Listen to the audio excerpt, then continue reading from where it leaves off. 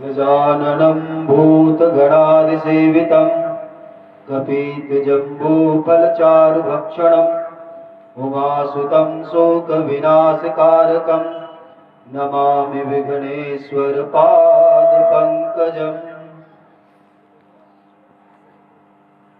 श्रीमच्छङ्करशेषवल्लभमधोक्षिष्टो महामोक्षदो निम्बार्काभिनवादिशास्त्रनिपुणैराराधितः सर्वदा रामानन्दसिताङ्गभक्तप्रवरैर्यो लोकसञ्चारितो वेदान्तागमशास्त्रवाडवपली संरक्षको निग्रह श्रीमच्छैव दिवाकराच्युतपथे वैनायके श्रीकुले श्रोतस्मार्तपुराणकौलभवने वर्णाश्रमे वर्णितम् आचार्यादिमहाजनाचरणसन्दृश्ये सदा लोकितम् तत्सद्धर्मप्रसारणे ग्रगतिमान् श्रीसद्गुरो निग्रह बाह्यान्तरकलामध्ये भाण्डब्रह्माण्डचारिणीं वेश्यदां त्रिगुणातीतां वन्दे निग्रहकारिणीं शास्त्रारण्यमहासिंहं शास्त्रसिन्धोऽस्तिमिङ्गलं नुमः समन्वयाचार्यं निग्रहं धूर्तनिग्रहं धर्मसंरक्षणार्थाय धर्मसंहारहेतवे निग्रहाणां च धर्माज्ञा लोके लोके प्रवर्धताम्। प्रेम से बोले गणेश महाराज की जय। बोले सियावर रामचंद्र की जय। पवन सुत हनुमान की जय। बोले जगत जननी माता की जय। उमापति महादेव की जय।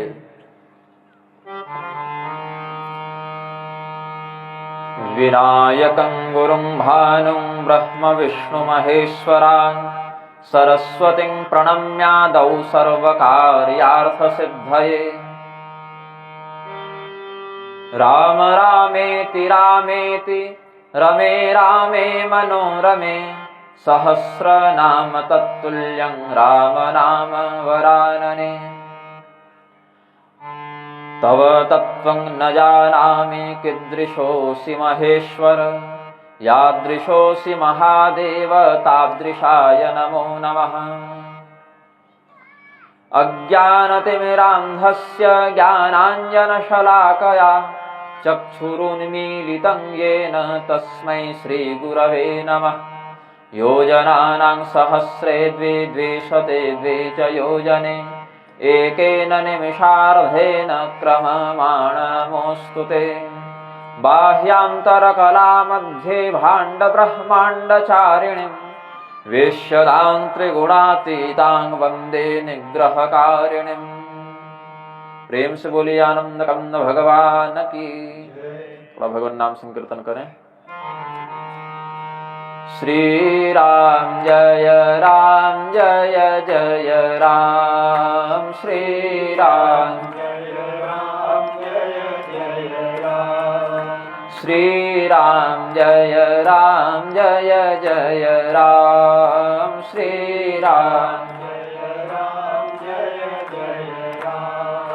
जय जय विघ्नहरण हनुमान जय जय जय जय विघ्नहरण हनुमान जय जय श्री राम जय राम श्री राम श्री राम जय राम श्री राम कौशल्या के प्यारे राम कौशल्या के प्यारे राम दशरथ राज दुलारे राम दशरथ राज दुलारे राम सीता प्राण आधारे राम सीता प्राण आधारे राम श्री राम जय जय राम, श्री राम जय राम जय राम, श्री राम जय जय राम, श्री राम जय राम। प्रेम से बोलिए आनंद कंद भगवान की। इस प्रसंग में, इस सत्र में हम प्रधानता से भगवान श्री रामचंद्र जी के ज्ञान परक स्वरूप का वर्णन करेंगे। पूर्व सत्रों में हमने भक्ति परक स्वरूपों का वर्णन किया। भगवान श्री रामचंद्र जी के पूर्व वृत्तांतादि के आधार पर जो कथानक वर्णित हैं, भरद्वाज याज्ञवल्क्य संवाद, सती चरित्र, नारद मोह, देवताओं के द्वारा भगवत स्तुति, भगवान का श्री राम लक्ष्मण भरत शत्रुघ्न इन 4 प्रारूपों में अवतार लेना, विश्वामित्र जी के यज्ञ की रक्षा करना, धनुष भंग इत्यादि करके भगवती सीता से विवाह करना, इन सभी भक्ति परक व्याख्यानों पर हमने उपदेश किया। अधुना इस सत्र में हम ज्ञान परक प्रसंगों का चिंतन करेंगे। मानस जी में एक बहुत ही सुंदर प्रसंग है, यद्यपि बहुत लघु प्रसंग है, बहुत विस्तार नहीं है, लेकिन इसकी एक एक पंक्ति बहुत रहस्यमयी है, बहुत दिव्य है, जिसको लोक परंपरा में आचार्यगण लक्ष्मण गीता भी कहते हैं, क्योंकि भगवान श्री रामचंद्र जी ने यह तत्वज्ञान लक्ष्मण जी को दिया है, इसीलिए लक्ष्मण गीता के नाम से। ऐसे लक्ष्मण गीता ये शब्द वर्णित नहीं है, लेकिन अपने भाव के अनुसार आचार्यगण कहते हैं। भगवान श्री रामचंद्र जी का वनवास हो चुका है। अपने पिता दशरथ के वचन को पूर्ण करने के निमित्त भगवान श्री रामचंद्र जी ने, यद्यपि पिताजी अंदर से नहीं चाहते थे कि ये वन को जाएं, किंतु फिर भी माता कैकेयी को जो वचन दे दिया गया, उस वचन की पूर्णता हो, उस वचन से हमारे पिता भटके नहीं, विचलित न हो, ऐसी मर्यादा के संरक्षण के निमित्त भगवान ने सहर्ष वन जाना स्वीकार कर लिया। प्रसन्नतायां नगताभिषेकतस्तथा न ममले वनवास दुःखतः। रात्रि को भगवान ने सूचित किए गए कि आपका राज्याभिषेक प्रातःकाल होने वाला है। भगवान प्रातःकाल जब यह जाने कि वनवास मिलने वाला है, राज्याभिषेक तो होगा नहीं, तो रात्रि के समाचार को सुनकर उन्हें कोई हर्ष नहीं हुआ, प्रातःकाल के समाचार को सुनकर वे खिन्न नहीं हुए। दोनों में एक समान तटस्थ भाव भगवान रखे। अभिषेक से कोई प्रसन्नता नहीं, वनवास से कोई उद्वेग नहीं। ये स्थैर्यत्व, ये गांभीर्य भगवान का विलक्षण गुण है, उनके ईश्वरत्व का वाचक है। सामान्य जन शुभ समाचार पर प्रसन्न हो जाते हैं, अशुभ समाचार पर उद्विग्न हो जाते हैं, लेकिन शुभ और अशुभ दोनों समाचारों को मात्र एक घटना समझकर व्यवहार करने वाला व्यक्ति तत्वज्ञ होता है। भगवान के साथ साथ लक्ष्मण जी ने भी कहा कि हम भी चलेंगे, सीता जी ने भी कहा हम भी चलेंगे। यद्यपि भगवान को ही वनवास दिया था पिता ने, सीता जी और लक्ष्मण जी को नहीं। यहां तक कि गुरु वशिष्ठ ने तो यह भी प्रस्ताव रखा है वाल्मीकि रामायण के अनुसार कि भगवान श्री रामचंद्र जी के स्थान पर सीता जी राजगद्दी पर बैठकर राज्य का संचालन करेंगे।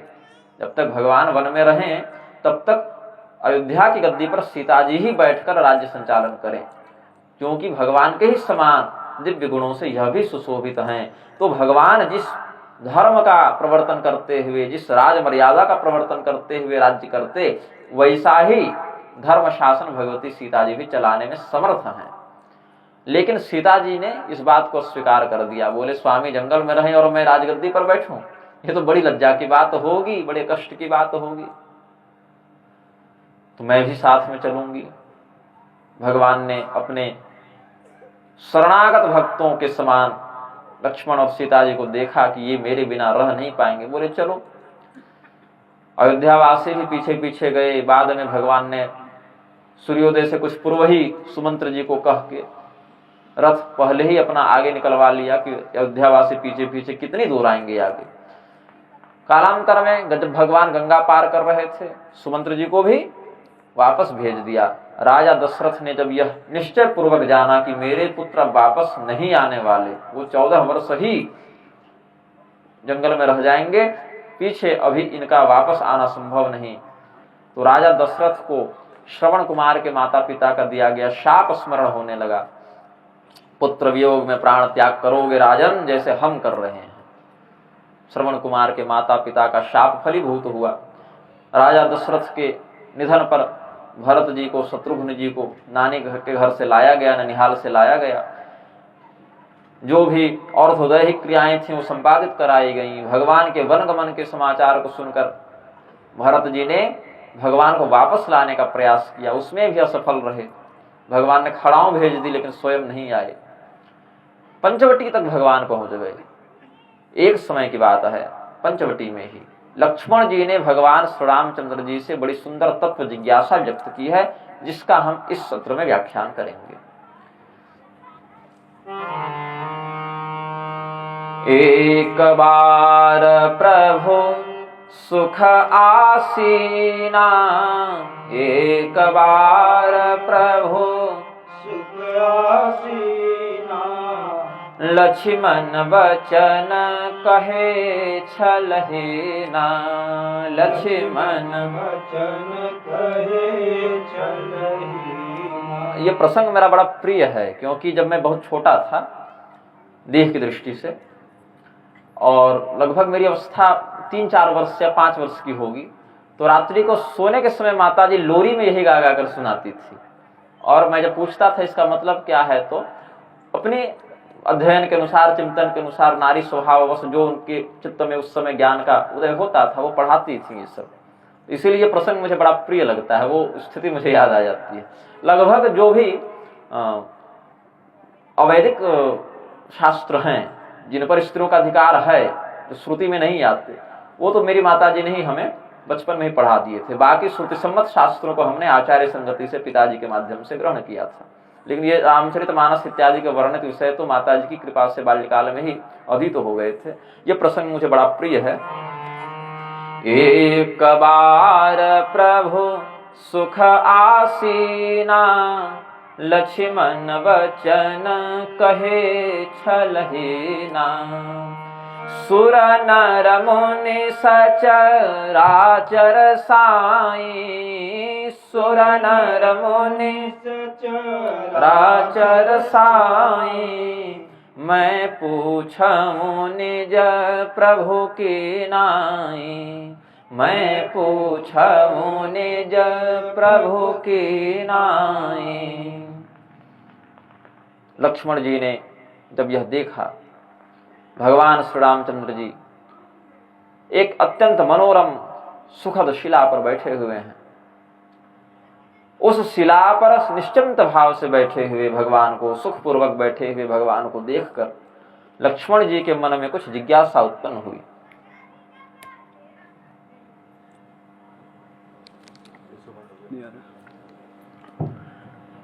भगवान को अत्यंत श्रद्धापूर्वक प्रणाम करके लक्ष्मण जी ने कहा, सुर नर मुनि सचराचर साई, देवता, मनुष्य, ऋषि मुनि और जितने भी चराचर जगत में विद्यमान हैं, वे सभी आपके सेवक हैं, आप उनके स्वामी हैं। तो जब संपूर्ण संसार ही आपका सेवक है, तो मैं भी आपका सेवक हुआ, और जब मैं भी आपका सेवक हुआ, आप मेरे स्वामी हुए, तो उस सेवक स्वामी के भाव से हम आपसे कुछ प्रश्न करते हैं। यद्यपि भगवान श्री रामचंद्र जी और लक्ष्मण भैया एक ही गुरुकुल में पढ़े और दोनों का पाठ्यकाल भी लगभग समान ही रहा, ये नहीं कि भगवान पहले पढ़ के आ गए और बाकी भाई 8-10 साल के बाद आए, ऐसा भी नहीं है। भगवान ने यदि अल्पकाल विद्या सब पाई, तो बाकी भाई भी उन्हीं के लगभग काल में अपने संपूर्ण पाठ्य को पूर्ण कर दिए। जैसे कृष्ण और बलराम के रूप में जब भगवान का अवतार हुआ, तो गुरुकुल वास दोनों का लगभग समान ही चला है। बाद में विश्वामित्र आदि ऋषियों की संगति भी दोनों ने साथ में की, वहां से भी जो धर्मोपदेश प्राप्त करना था वो किया। लेकिन आज ये दो भाई की स्थिति में नहीं पूछ रहे, हम दोनों भाई हैं ऐसा समझ कर नहीं पूछ रहे, मैं सेवक हूं और आप हमारे स्वामी हैं इस दृष्टि से पूछ रहे हैं। लक्ष्मण जी ने यहां पर दास्य भाव रखा भगवान से, दास्य का भाव रखा, जो हमने कल बताया था आपको। दासोहम और सोहम दो भाव बनते हैं। दासोहम का भाव क्या कहता है, आप मेरे स्वामी हैं, हम आपके सेवक हैं, जिसको हमने कल क्या कहा, पशुपाश विमोक्षणाय, पाश में माया में बंधा यह जीव ही पशु है और इसके स्वामी ब्रह्म ही पशुपति हैं। तो मैं पूछूं निज प्रभु की नाई, मैं आपसे कौन सा संबंध रखकर पूछ रहा हूं, स्वामी और सेवक का संबंध रखकर पूछ रहा हूं। भगवान ने कहा पूछो। मोहि समुझाई कहु सोई देवा, मोहि समुझाई कहु सोई देवा, सब तज करऊं चरण रज सेवा। हम सब कुछ छोड़कर जितना भी भौतिक प्रपंच है, भौतिक कर्तव्य है, सर्वधर्मान परित्यज्य मामेकं शरणं व्रज। भगवान ने कहा ना, चरम प्रतिज्ञा है भगवान की। जितने भी प्रकार के लौकिक कर्तव्यादि हैं उनके प्रति अपनी निष्ठा का परित्याग करके मेरी शरण में आ जाओ।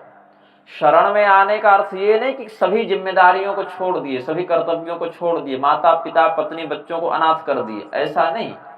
उनके प्रति सकाम बुद्धि का परित्याग कर दो, उनके प्रति आसक्ति बुद्धि का परित्याग कर दो। इन लोक धर्मों को, धर्मं भजस्व सततं त्यज लोक धर्मान, सेवस्व साधु पुरुषान जहि काम तृष्णा, अन्यस्य दोष गुण चिंतन मास मुक्त्वा, सेवा कथा रसमहो नितराम पिबत्वम। जो बाहरी सांसारिक प्रपंचगत कर्म बंधन में बांधने वाले लोक धर्म हैं उनका परित्याग करके परम धर्म नारायण शरणागति को प्राप्त करो। कौन अच्छा है कौन बुरा है ये सब परिवर्तनशील संसार के विकार हैं। बहुत अच्छे अच्छे संत भी किसी काल में भ्रष्ट हो जाते हैं और बहुत दुर्दांत दस्यु भी किसी काल में समतत्व को धारण करने लग जाते हैं। अच्छे अच्छे ज्ञानी भी कभी मूर्खतापूर्ण निर्णय कर लेते हैं और अच्छे अच्छे मूर्ख भी कभी विवेक का प्रदर्शन कर बैठते हैं। तो ये परिवर्तनशील संसार है, इसमें जो ज्ञान है, जो धन है, जो सुंदरता है, जो पराक्रम है, जो यश कीर्ति इत्यादि है, ये कब किसके भाग्य में आ जाए और कब किसके भाग्य से निकल जाए ये कोई नहीं कर सकता।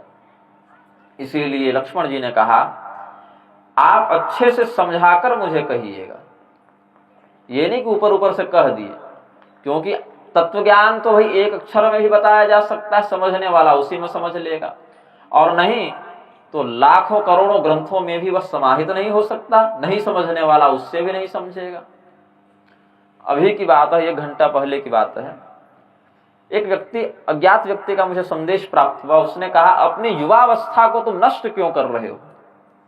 उस व्यक्ति ने मुझे संदेश में भेजा अपनी युवा अवस्था को तुम बर्बाद क्यों कर रहे हो। तो मैंने उत्तर दिया ये युवा अवस्था मेरी नहीं है, यह युवा अवस्था मेरे देह की है और मैं देह नहीं हूं, इसको समझ लो। देहिनोस्मिन् यथा देहे कौमारं यौवनं जरा। कुमारावस्था, युवावस्था, वृद्धावस्था ये शरीर के विकार हैं और मैं शरीर नहीं हूं। फिर उसने मुझे कहा मैं तुम्हें पुत्र कहूं तो तुम बुरा तो नहीं मानोगे, क्योंकि तुम अवस्था में मुझसे छोटे हो। मैंने कहा मैं अवस्था में तुमसे छोटा नहीं हूं, मेरा देह तुम्हारे देह से अवस्था में छोटा है, इसीलिए इस न्याय से हम तुम्हारे पुत्र भी सिद्ध नहीं होते। फिर उसने कहा क्या ईश्वर सत्य है।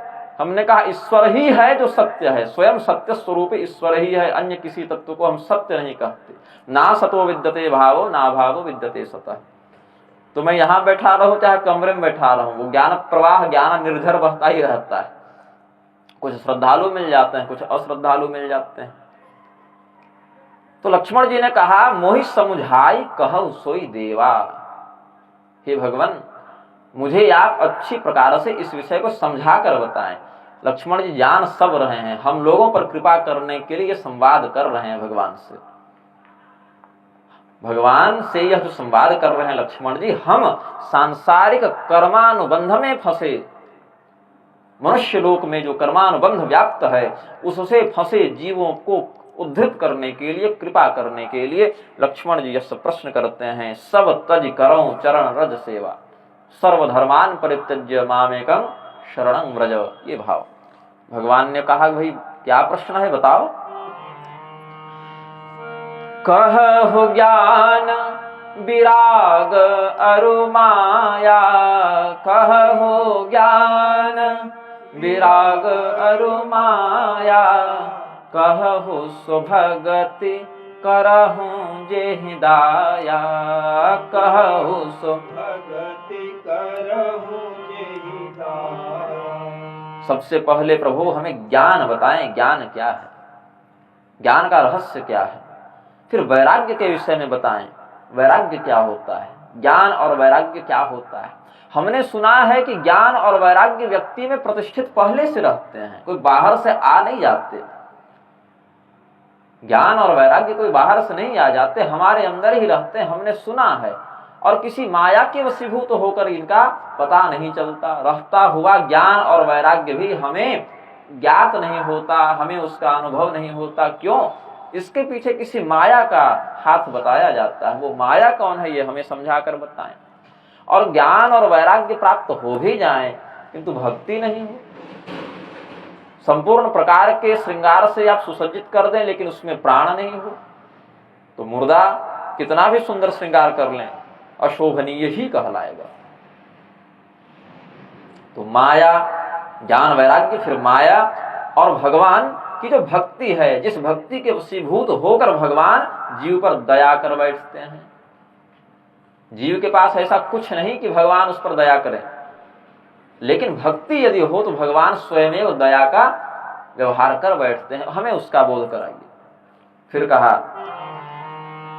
ईश्वर जीव भेद प्रभु सकल कहो समझा, जाते हो चरण रति शोक मोह भ्रम जाय, शोक मोह भ्रम जाय। शोक, मोह और भ्रम, ये तीन तत्वों का नाश हो। जिस ज्ञान से वह ज्ञान आप हमें उपदिष्ट करें, आपके चरणों में जिस ज्ञान के माध्यम से प्रेम का उदय हो, आप हमें उसका उपदेश करें। ईश्वर क्या है, जीव क्या है, इन दोनों के मध्य क्या संबंध है, क्या भेद है, ईश्वर किसे कहते हैं, जीव किसे कहते हैं, ये बताइए। और सकल कहो समुझाई, अच्छे से समझाकर कहिएगा। भगवान श्री रामचंद्र जी ने जितने प्रश्न लक्ष्मण जी ने किए हैं, ज्ञान क्या है, वैराग्य क्या है, माया क्या है, भक्ति क्या है, ईश्वर क्या है, जीव क्या है, ये प्रधानता से प्रश्न लक्ष्मण जी ने किए। भगवान ने उत्तर देना प्रारंभ किया लक्ष्मण जी को। थोरे ही मह सब कहमु बुझाई, थोरे सब कहमु बुझाई, सुनहु तात मति मन चित लाई, सुनहु तात मति मन चित लाई। मैं अरु मोर तोर तय माया, मैं अरु मोर तोर तय माया, जेहि बस कीन है जीवन काया, जेहि बस कीन है जीवन काया। लक्ष्मण, तुमने 6 प्रश्न लगभग कर दिए। ज्ञान, वैराग्य, माया, भक्ति, ईश्वर और जीव, इन 6 विषयों के ज्ञान को तुम ग्रहण करना चाहते हो। समझाकर कहने के लिए तुमने निवेदन किया। मैं बहुत थोड़े शब्दों में कहूंगा, लेकिन समझाने में जो समर्थ हो ऐसी शैली में कहूंगा। थोड़े ही कहूंगा, ज्यादा नहीं कहूंगा, इस विषय में बहुत विस्तार से नहीं कहूंगा, लेकिन ऐसी शैली में कहूंगा कि तुम समझ जाओ, कम में ही समझ जाओ। लेकिन उसके लिए आवश्यकता क्या है? भगवान थोड़े में ही सब कुछ समझा देंगे, लेकिन आवश्यकता क्या है इसमें? सुनहु तात मति मन चित लाई, एकाग्र चित्त होकर जो मैं कह रहा हूं बिना ध्यान इधर उधर भटकाए सुनोगे तब बात समझ में आएगी। मन यदि इधर उधर चला गया तो मैं कुछ भी बोल लूं, आप कुछ भी देख लें, सुन लें, उसको आप ग्रहण नहीं कर सकते, धारण नहीं कर सकते। इसीलिए इस ज्ञान को धारण करने के लिए सर्वप्रथम योग्यता क्या है? शांत चित्त होकर ध्यान से श्रवण करें, क्या ज्ञान है उसको सुने, सुनकर धारण करें, तब यह बात समझ में आएगी। सबसे पहले माया के विषय में प्रारंभ किया। माया की स्थिति परिभाषा स्पष्ट हो जाएगी तो बाकी सब तुरंत स्पष्ट होते जाएंगे। माया के विषय में व्यक्ति का जो भ्रम है, संदेह है, वह नष्ट हुआ तो जीव ईश्वर ज्ञान वैराग्य भक्ति उसके लिए समझना सरल हो जाएगा। तो पहले माया से भगवान ने प्रारंभ किया। मैं अरु मोर तोर तई माया, मैं अरु मोर तोर तई माया, यही है मैं और मेरा, तुम और तुम्हारा, ये माया जानो। कैसे?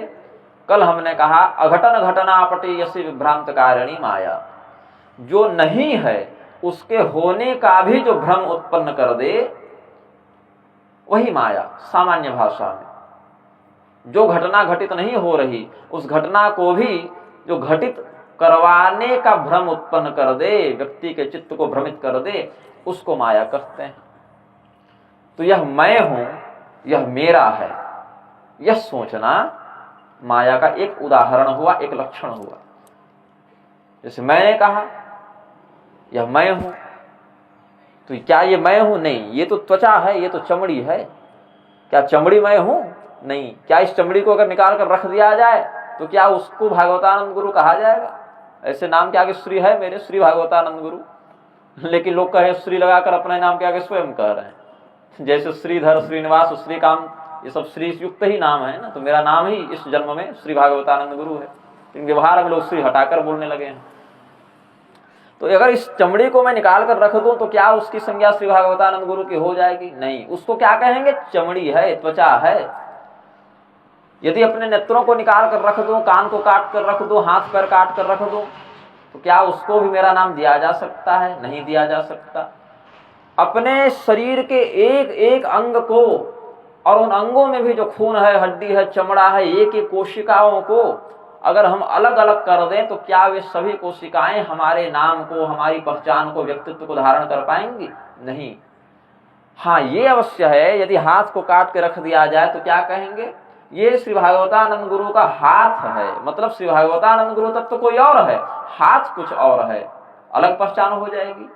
और अगर पूरे शरीर को काटे बिना हम ही मर गए, निकल गए शरीर छोड़कर, तो क्या कहेंगे? ये श्री भागवतानंद गुरु का शरीर है। फोन कर दिया जाएगा गुरुजी गुजर गए। गुजर गए मतलब वो कोई और तत्व था, क्योंकि शरीर तो यहीं पड़ा हुआ है ना। शरीर तो नहीं गया कहीं, वो तो यहीं पड़ा है। तो जो गुजर गया, इस नाम से उसी को संबोधित किया जाता था, और जिसे संबोधित किया जाता था वो स्वयं को मैं यह शरीर हूं ऐसा मान बैठा था। ये माया का एक उदाहरण है। माया वह शक्ति है जिसके वशीभूत होकर व्यक्ति मैं और मेरा ये भ्रम पाल लेता है। इसी को तुम और तुम्हारा इस परिप्रेक्ष्य में भी देख लेते हैं। प्रथम पुरुष, मध्यम पुरुष, उत्तम पुरुष है ना। तो मध्यम उत्तम दृष्टि से मैं और मेरा, तुम और तुम्हारा, वह और उसका, ऐसे तीनों पुरुषों में बात बन जाएगी व्याकरण की दृष्टि से।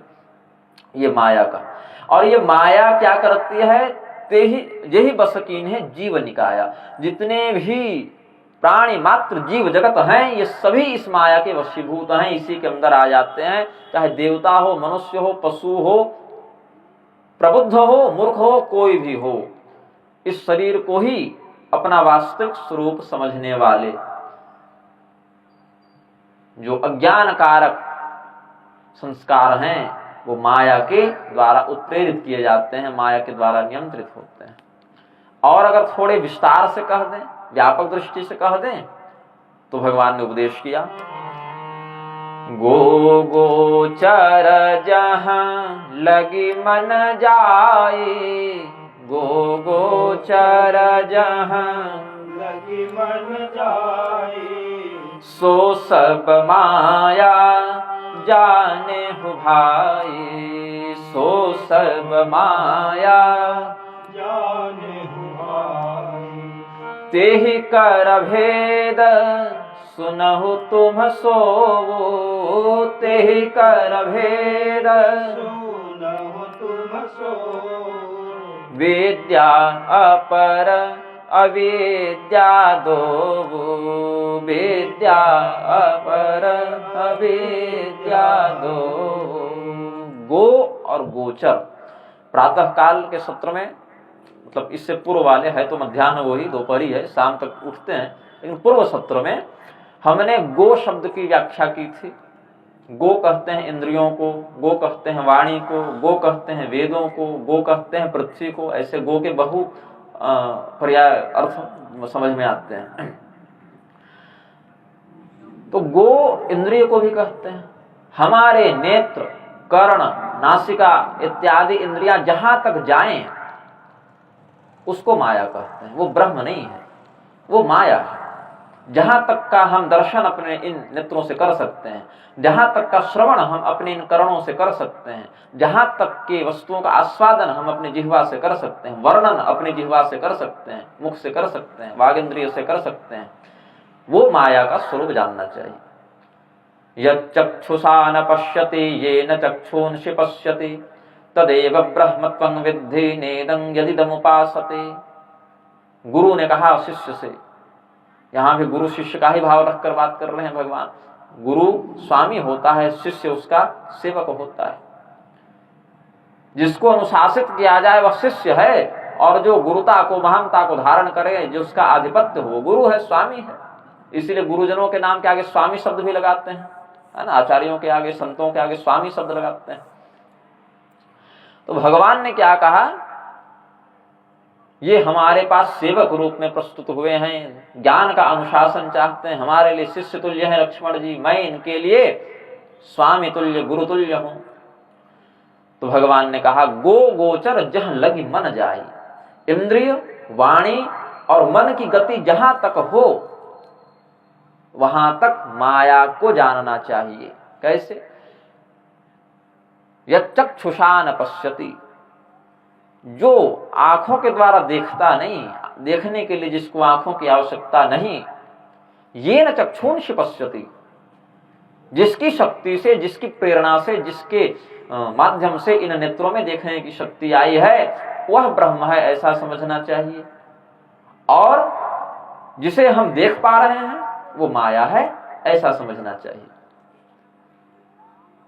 जन्मनसा न मनुते येन हुर्मनोमतम् तदेव ब्रह्मत्वं विद्धि नेदं यदिदमुपासते। मन से जितने तत्वों का चिंतन हो सकता है वो माया ही है, ब्रह्म नहीं। ब्रह्म को मन से सोचा नहीं जा सकता।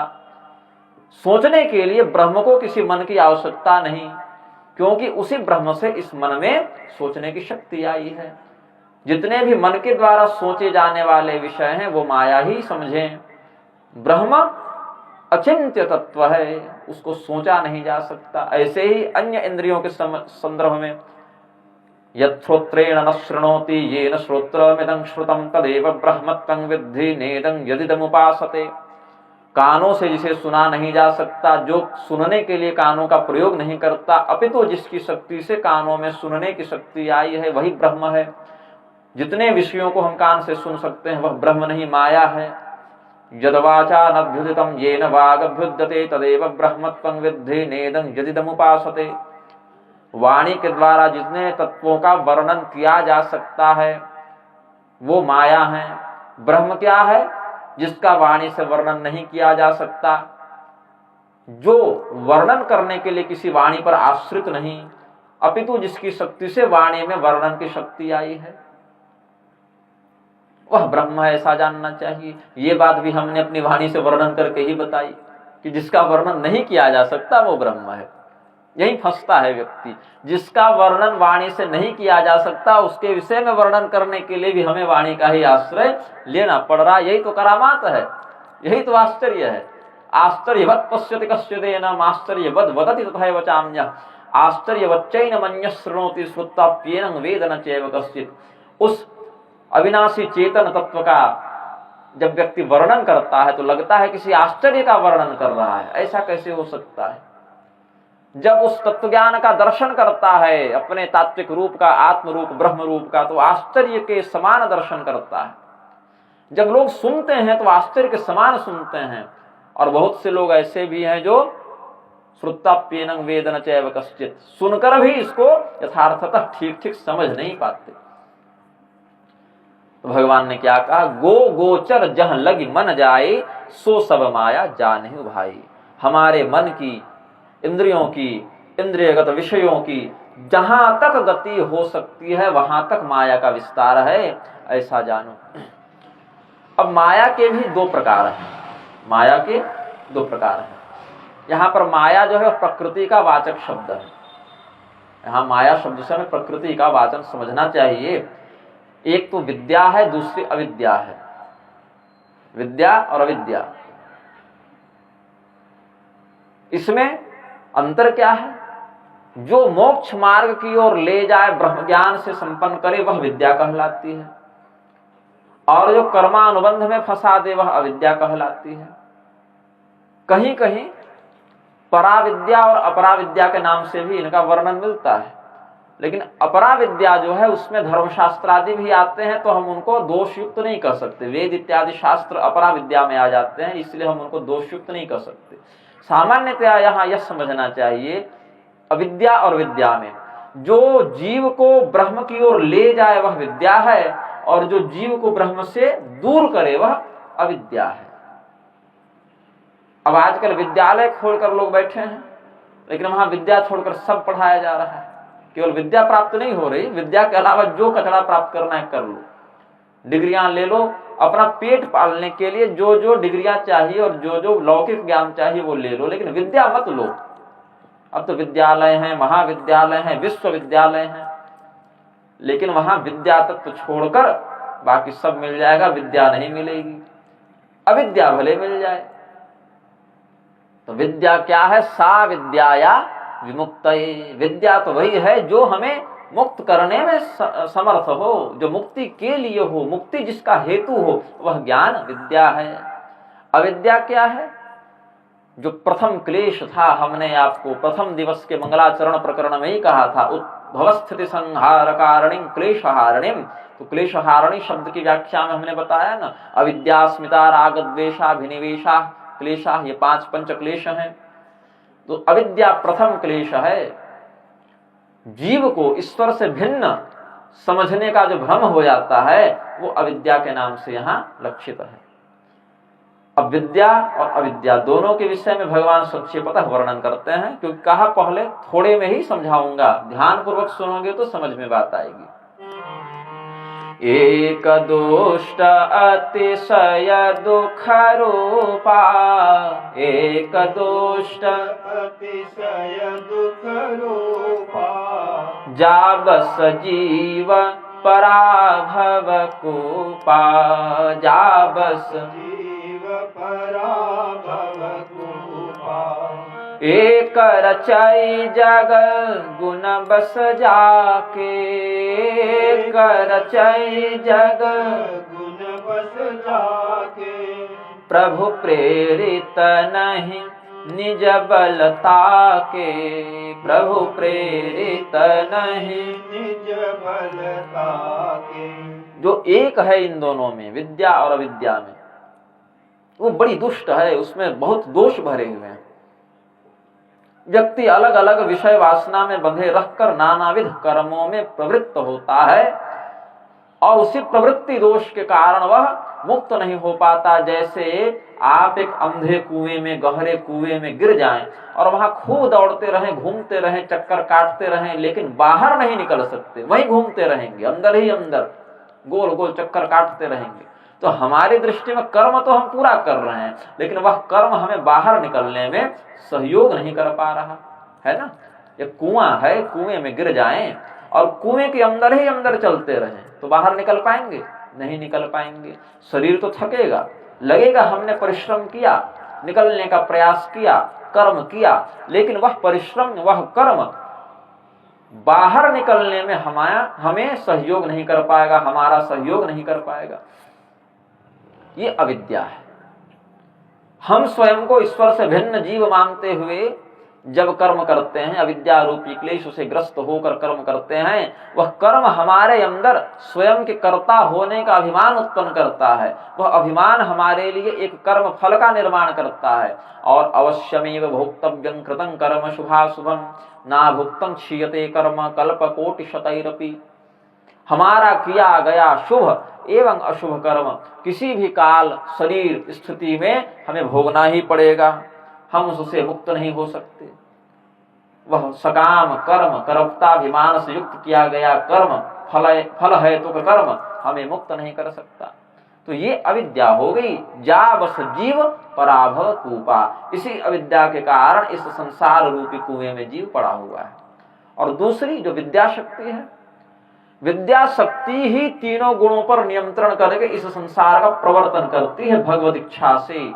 सो कामयत प्रजा सृजेति, जब उस पर ब्रह्म ने यह कामना की मैं प्रजाओं की सृष्टि करूं, प्रवर्तन करूं, एकोहं बहुश्याम, तो उन्हीं पर ब्रह्म की इच्छा शक्ति से, सुशिक्षा शक्ति से यह विद्या शक्ति सक्रिय होकर तीनों गुणों को अपने नियंत्रण में करते हुए इस संसार का प्रवर्तन कर देती है। ये विद्या शक्ति है। और इसी विद्या शक्ति ने इस पूरे संसार का नक्शा बनाया है। इस संसार की रचना त्रिगुणों के क्षोभ से इसी विद्या शक्ति ने की है। तो विद्या शक्ति को पता है कि हमने जो जेल बनाया उस जेल से बाहर निकलने का क्या मार्ग है।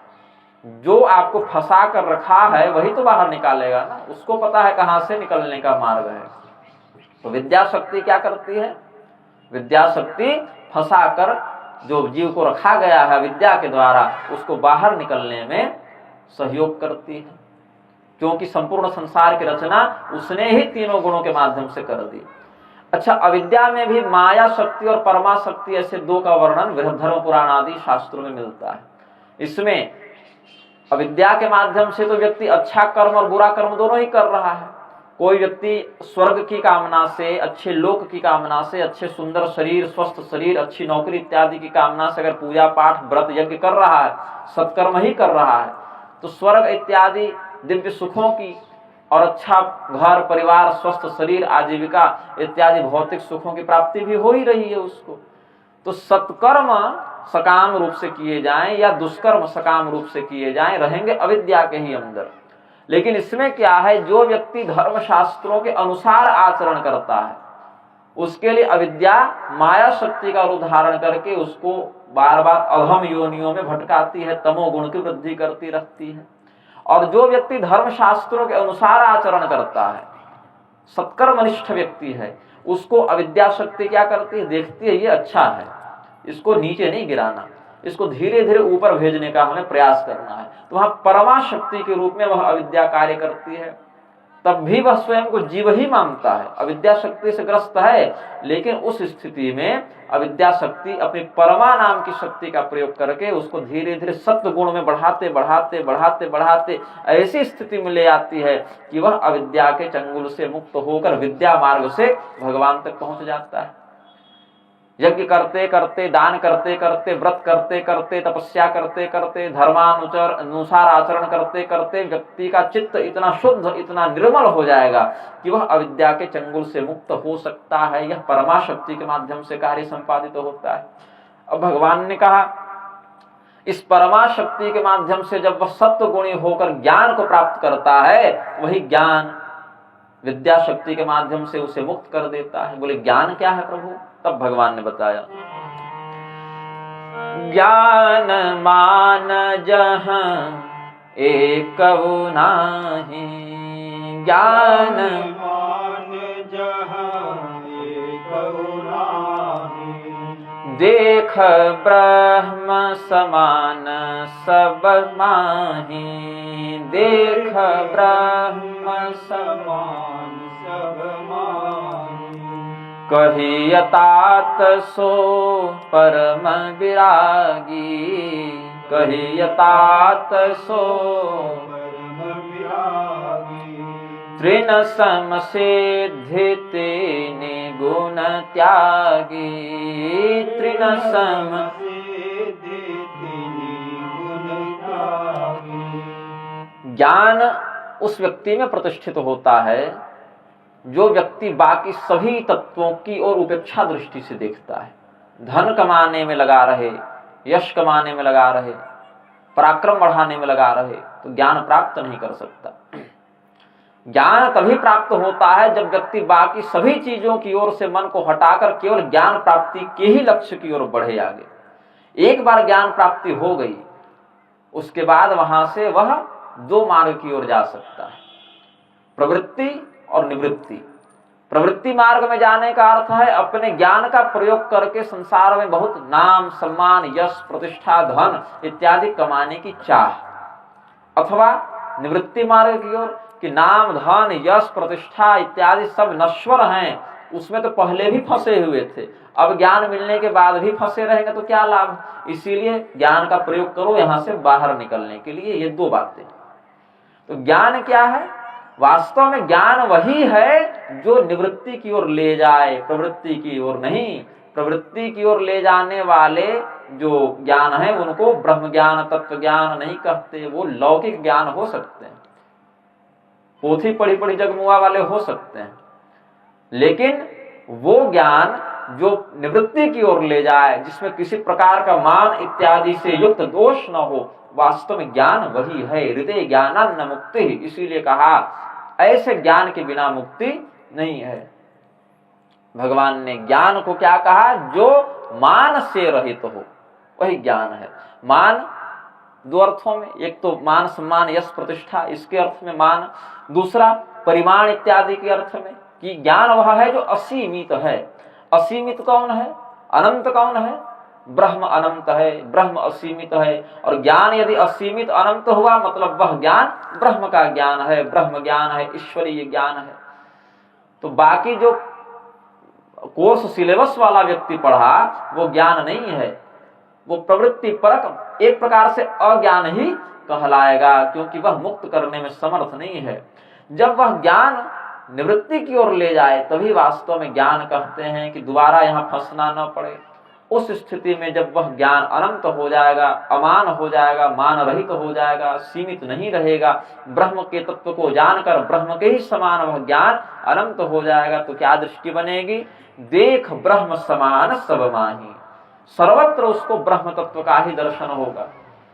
शुद्ध हो, अशुद्ध हो, अच्छा हो, बुरा हो, सुंदर हो, कुरूप हो, राजा हो, रंक हो, सर्वत्र उसको ब्रह्म का ही दर्शन होगा, ईश्वर का ही दर्शन होगा। जैसे सोने से आप कुंडल बना लें, सोने से आप हार बना लें, सोने से अंगूठी बना लें, सोने से मांग टीका कहते हैं वो बना लें, मंगलसूत्र बना लें, नथिया बना लें, जो भी बना लें, एक सुनार उसमें स्वर्ण तत्व का ही दर्शन करेगा, बाहर की आकृति पर ध्यान नहीं देगा। मिट्टी से घड़ा बना लें, मूर्ति बना लें, दीपक बना लें, सुराही बना लें, जो बना लें, एक कुम्हार उसमें मृत्तिका तत्व का ही दर्शन करेगा। उसी प्रकार से जो ब्रह्मनिष्ठ होता है वो बाहर से चाहे खंभा देखे, मंदिर देखे, स्मशान देखे, वृक्ष देखे, गाय देखे, कुत्ता देखे, ब्राह्मण देखे, चांडाल देखे, उसको सर्वत्र भगवान का ही बोध होगा, दर्शन होगा। विद्या विनय संपन्ने ब्राह्मणे गवि हस्तिनी शुनि चैव स्वपाके च पंडिता समदर्शिना। ये समदृष्टि जब हो जाएगी, यद्यपि इस स्थिति में भी भगवान ने कहा न बुद्धि भेदम जनयेत ज्ञानां कर्म संगिनाम जोषयेत सर्वकर्माणि विद्वान युक्त समाचरण। सर्वत्र भगवान व्याप्त हैं ऐसा बोध हो जाए, ऐसी दृष्टि हो जाए तो भी व्यक्ति को सामान्य व्यवहार ही करना है। जैसे गंगा जल में भी भगवान दिख रहे हैं और विष्ठा में भी भगवान दिख रहे हैं, तो गंगा जल से पूजन करने के बजाय विष्ठा ही चढ़ा दो, ऐसा नहीं काम चलेगा वहां, क्योंकि हम ब्रह्मज्ञानी हैं, पूरा संसार ब्रह्मज्ञानी नहीं है। वो आपको देखकर भ्रमित हो जाएगा। आपने उस ब्रह्म ज्ञान को प्राप्त किया, आपकी दृष्टि वैसी बन गई है, पूरे संसार की वह दृष्टि नहीं बनी। इसलिए उनको अपने ब्रह्म ज्ञान वाले आचरण से भ्रमित न करे, उनके लिए वही आचरण करे जो धर्मशास्त्र बताए हैं लोक व्यवहार के लिए।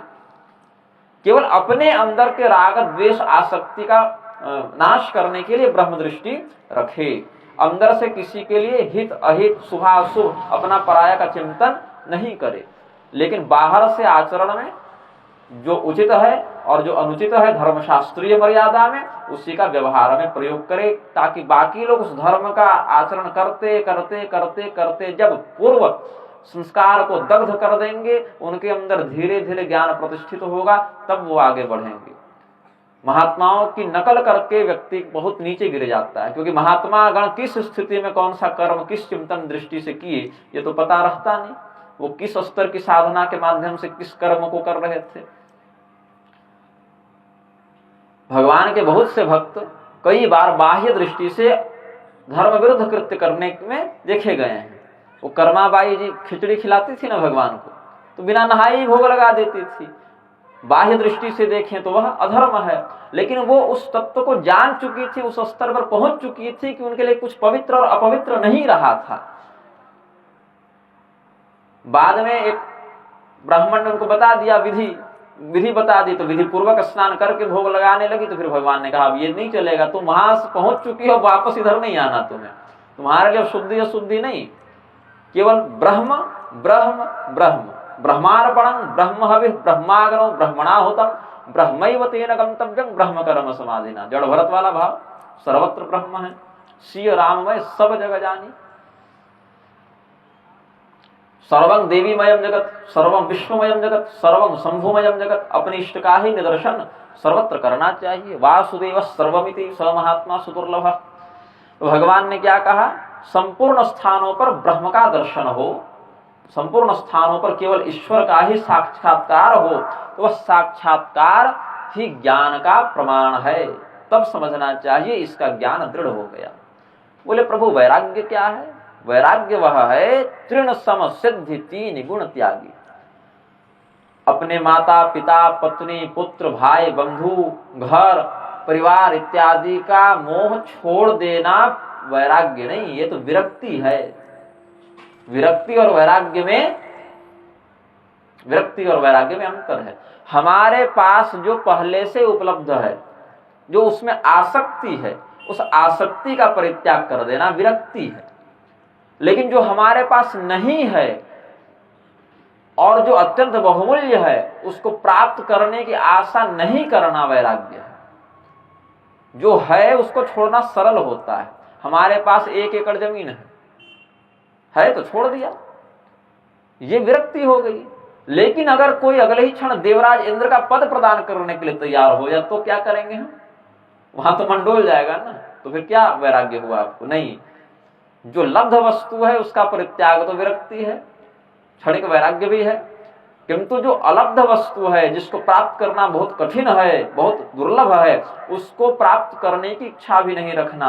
यदि कदाचित प्राप्त हो भी जाए तो उस पर आसक्ति का भाव नहीं रखना, यह परम वैराग्य है। कही यतात सो परम विरागी, तृण समान सम सिद्धि तीन गुण त्यागी।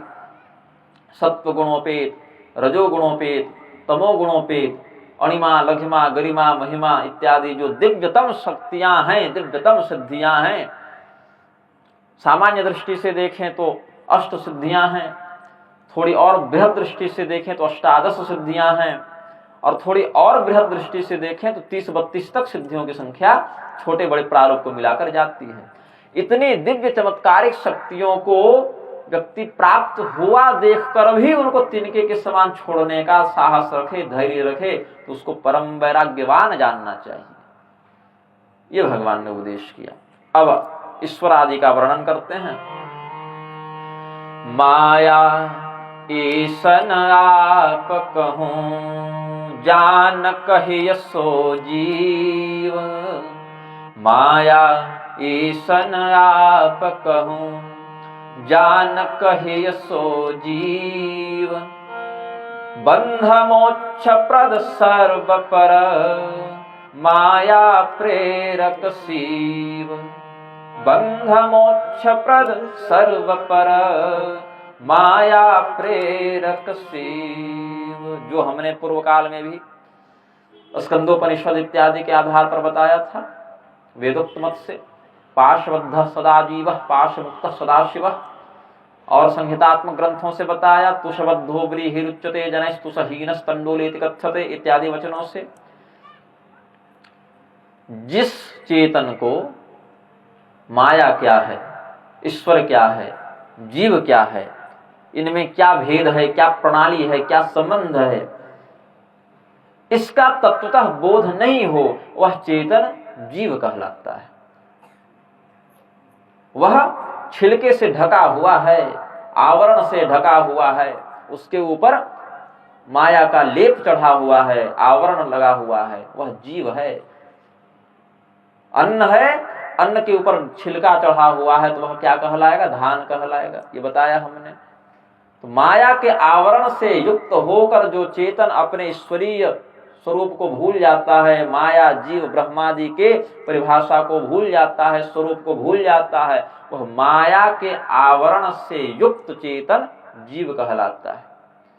और पाश मुक्त सदाशिव, उसी माया के पाश से विनिर्मुक्त चेतन, जो बांधने में समर्थ है और छुड़ाने में भी समर्थ है। माया जिस पर शासन नहीं कर सकती, अपितु जिसकी इच्छा से माया स्वयं सक्रिय होती है, जो माया का नियंता है, माया का शास्ता है, माया का निर्देशक है, आदेशक स्वामी है, वह मायापति शिव है, ब्रह्म है, नारायण है, जो नाम दे दीजिए उस भगवान, परमात्मा, ब्रह्म, ब्रह्मेति परमात्मेति भगवान शब्दते।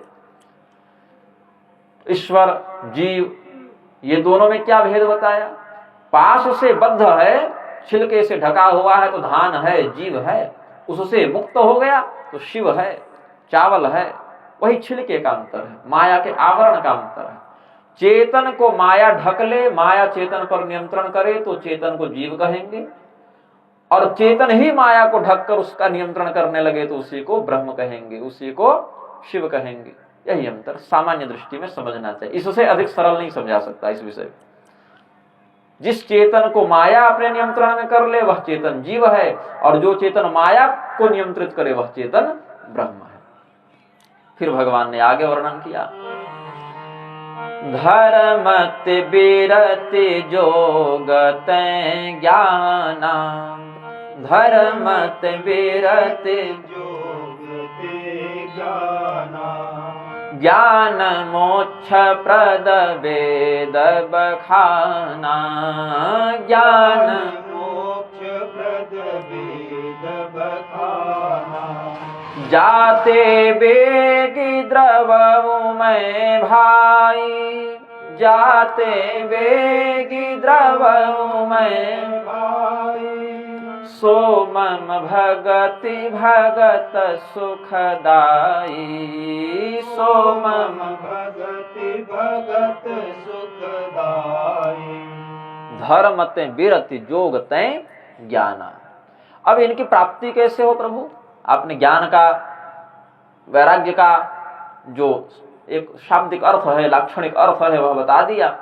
प्राप्ति कैसे हो, कहा धर्मानुचरण करते हुए, धर्म के अनुसार यदि आप कर्तव्य में लगे रहें तो उससे वैराग्य का जन्म होता है। विरक्ति शब्द यहाँ वैराग्य परक भी माना जाएगा, क्योंकि पहले तो विरक्ति होगी, वही विरक्ति वैराग्य का रूप धारण करेगी। जो विरक्ति है वही तो दृढ़ पुष्ट होकर वैराग्य बन जाएगी ना। जो अभी नहीं मिला उसको छोड़ना तो उस समय परीक्षित होगा जब मिलेगा, लेकिन जो पहले से प्राप्त है प्रारंभ तो यहीं से करेंगे, इसी को छोड़ने से करेंगे। तो कहा भगवान ने धर्म के आचरण से वैराग्य की प्राप्ति होती है, विरक्ति की, वैराग्य की प्राप्ति होती है धर्म के आचरण से। धर्म का व्यक्ति आचरण करता रहेगा तो सत्व गुण बढ़ेगा, सत्व गुण बढ़ेगा तो विवेक में वृद्धि होगी, विवेक में वृद्धि होगी तो उसे समझ में आएगा कि मैं कहाँ फंसा हूं और मुझे कहाँ जाना है, ये उसे बोध होगा। तो धीरे धीरे उसके अंदर वैराग्य बुद्धि का उदय होगा। योगतः ज्ञान, योग के माध्यम से उसमें ज्ञान का उदय होगा। योग क्या, समत्वं योग उच्यते, सर्वत्र समदृष्टि रखते हुए, ईश्वरीय दृष्टि रखते हुए व्यवहार करना योग है। और भगवान ने कहा देख ब्रह्म समान सब माही, सर्वत्र ब्रह्म दृष्टि रखो, समान दृष्टि रखो ब्रह्म के समान। तो समत्वं योग उच्यते, समता का दर्शन करना ही, समता का भाव आंतरिक रूप से समता का, सबों में वही आत्म तत्व ब्रह्म तत्व प्रतिष्ठित है, इसका चिंतन करना। बाहर से देहगत व्यवहार वर्णाश्रमानुसार मर्यादा का ही करना चाहिए व्यक्ति। जिस दिन, अच्छा देखिए, जहर में भी ब्रह्म है, खीर में भी ब्रह्म है, है ना। तो बाहर से जो व्यक्ति यह कहेगा हम तो सर्वत्र भगवान को देख रहे हैं, इसीलिए हमारे लिए कोई भी वर्ण का, आश्रम का, मर्यादागत भेद नहीं है, तो ऐसे व्यक्ति को पहले खीर और जहर दोनों खिलाकर देख लो। इतनी अगर तुम्हारे अंदर निष्ठा है ब्रह्म दृष्टि की, विषपान करके भी तुम्हें कोई प्रभाव नहीं पड़ेगा, क्योंकि विष में और खीर में तुम्हें ब्रह्म का ही दर्शन हो रहा है। और जब तक वह निष्ठा दृढ़ नहीं हुई है तब तक तो लोक व्यवहार के अनुसार, वर्णाश्रमानुसार ही कर्तव्य का विवेचन निर्धारित किया जाएगा। इसीलिए भगवान ने कहा न बुद्धि भेदम जनये, अपने ब्रह्मज्ञान संबंधी आचरण के द्वारा सामान्य अज्ञानी जनों के अंदर बुद्धि का भेद उत्पन्न न करे, उन्हें भ्रमित न करे। भगवान आगे उपदिष्ट करते हैं जो गते ज्ञान, सर्वत्र भगवत दृष्टि रखने से ज्ञान का उदय होता है। यही ज्ञान व्यक्ति को मुक्त कर देता है। जिस क्षण उसे यह बोध हो गया जो चेतनमय हूं वही चेतन वो है और हम दोनों में अभिन्नता है, और जो अभिन्नता हमारे और ब्रह्म में है, वस्तुतः मैं ब्रह्म ही हूं, अभी तक आवृत्त था अब अनावृत्त हूं, और जो तत्व हमारे अंदर प्रतिष्ठित है वही अन्य देहों के रूप में भी प्रतिभासित उनके अंदर हो रहा है। यह बोध जैसे ही पुष्ट हुआ वैसे ही वहीं से मुक्त हो गया। वही बोध ही उसे मुक्त कर देता है। ज्ञान मोक्ष प्रद वेद बखाना, ऋते ज्ञानान्न मुक्ति, वेदों ने कहा, उसी को गोस्वामी जी ने अपनी भाषा में लिखा, ज्ञान मोक्ष प्रद वेद बखाना। और जिस भाव के कारण मैं अजन्मा, निर्विकार, निर्लेप, निर्द्वंद्व, अखंड, अद्वितीय तत्व भी द्रवित होकर अपने भक्त के पीछे दौड़ पड़ता हूं, जिस भावना के वशीभूत होकर, उसी को हे भाई भक्ति इस नाम से विद्वानों ने बताया है।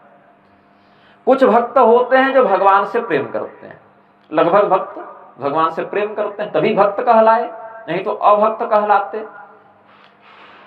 अभक्त कहलाते क्योंकि भगवान से प्रेम नहीं है, प्रेम है इसीलिए भक्त कहलाते हैं। बहुत कम ऐसे भक्त होते हैं जिनसे भगवान को प्रेम हो जाता है। इस बात को समझें, भगवान से प्रेम करने वाले भक्त बहुत हैं, लेकिन ऐसे भक्त बड़े दुर्लभ हैं जिनसे भगवान को ही प्रेम हो जाए। भगवान का चिंतन करके मरने वाले भक्त भी बहुत हैं, लेकिन ऐसे भक्त जिनके मरने के समय भगवान उनका चिंतन करने लगे, ये बड़े दुर्लभ होते हैं। भीष्म पितामह ऐसे ही कुछ एक भक्तों में, विदुर जी कुछ ऐसे भक्तों में गिने गए हैं, माता शबरी ऐसे कुछ भक्तों में गिनी गई है। भगवान आगे भक्ति का वर्णन करते हैं। सो स्वतंत्र अवलंबन आना, सो स्वतंत्र अवलंबन आना, तेहि आधीन ज्ञान विज्ञाना, तेहि आधीन ज्ञान विज्ञाना, भगति तात अनुपम सुख मूला, भगति तात अनुपम सुख मूला, मिलय जो संत होय अनुकूला, मिलय जो संत होय अनुकूला। जैसे हमने बताया इससे ज्ञान, इससे वैराग्य, ये सब धर्म से वैराग्य का, योग से ज्ञान का संबंध जुड़ा हुआ है। भक्ति का ऐसा कोई निश्चित नहीं है इसी से भक्ति की प्राप्ति होगी, ऐसा नहीं है। यह स्वतंत्र है, किसी भी माध्यम से यह प्रकट हो जाती है। बहुत कष्ट हो जाए तो भी भक्ति प्रकट हो सकती है। हे भगवान बड़ा कष्ट है, हमारे कष्ट को दूर करें, तो आर्त भक्ति का लक्षण प्रतीत हो गया। कष्ट न हो, कामनाएं बहुत हो तो भी भक्ति प्रकट हो सकती है। हे भगवान बहुत घर में पैसे का अभाव हो गया है, घर गृहस्थी चलाने में समस्या हो रही है, आपकी कृपा से हमारा घर परिवार बढ़िया चलने लगे, तो अर्थार्थी भक्ति का, अर्थार्थिनी भक्ति का, अर्थार्थी भक्त का लक्षण प्रकट हो गया। कोई संकट नहीं, कोई कष्ट नहीं, लेकिन ब्रह्म तत्व को जानने की जिज्ञासा है, तो वह जिज्ञासा ही जिज्ञासु भक्त के रूप में अपनी भक्ति को प्रकट कर देती है। तो भक्ति किसी एक तत्व पर आश्रित नहीं है कि इसके बाद ही भक्ति की प्राप्ति होगी। संकट से भक्ति हो सकती है, कामना से भक्ति हो सकती है, जिज्ञासा से भक्ति हो सकती है, लेकिन इसमें क्या है, संतों की कृपा विशेष होनी चाहिए। क्योंकि आर्त और अर्थार्थी भक्त जो है, कष्ट में पड़ा हुआ, कामनाओं के वशीभूत जो हो चुका है ऐसा व्यक्ति, यदि संत का मार्गदर्शन नहीं मिले तो भगवान की ओर उसका मन नहीं जाता। संत इसमें उत्प्रेरक का कार्य करते हैं। कैटलिस्ट होता है ना विज्ञान में, उत्प्रेरक का कार्य करते हैं। उसके उस प्रबल संकट से जो ग्रस्त मानसिकता है, प्रबल कामनाओं से ग्रस्त जो मानसिकता है, उसके इस अवसाद को, उसके इस लोभ को पलटकर भक्ति के माध्यम से भगवान तक जोड़ने की जो कड़ी है, वो संत होते हैं। कष्ट में पड़ा व्यक्ति आत्महत्या भी कर सकता है, कामनाओं के वशीभूत हुआ व्यक्ति चोरी भी कर सकता है, लेकिन चोरी, डकैती, पाप, हत्या, हिंसा न करके भगवान से उसका संबंध जोड़ देना संत का कर्तव्य हो जाता है। इसीलिए जो व्यक्ति संकट में भी पड़ा है वह गलत मार्ग में न जाए, जो व्यक्ति कामनाओं के वशीभूत हो गया है वह गलत मार्ग में न जाए, अपितु इसका संकट और इसकी कामना भी इसको भगवान तक जोड़ने में सहायता करे, इसका ध्यान संतगण रखते हैं। और जब संतगण ये कार्य कर देते हैं, उससे प्रकट हुई भक्ति इसको समस्त सुखों का निदर्शन करा देती है, संलब्धता प्राप्त करा देती है। बोले भक्ति जो है उसका कुछ विस्तार से हमें विश्लेषण करना है, क्योंकि ज्ञान और वैराग्य इसी भक्ति के अधीन रहते हैं। भक्ति न हो, ज्ञान वैराग्य ही केवल हो, तो वह निष्प्राण हो जाते हैं। यद्यपि ज्ञान वैराग्य के बिना भक्ति भी सुखी नहीं रहती, किंतु अगर केवल भक्ति ही भक्ति हो व्यक्ति में, तो भक्ति रेकैव मुक्तिदा, इस नियम से उसको भगवान बाद में ज्ञान वैराग्य आदि से पुष्ट करके मुक्त तो कर ही देते हैं।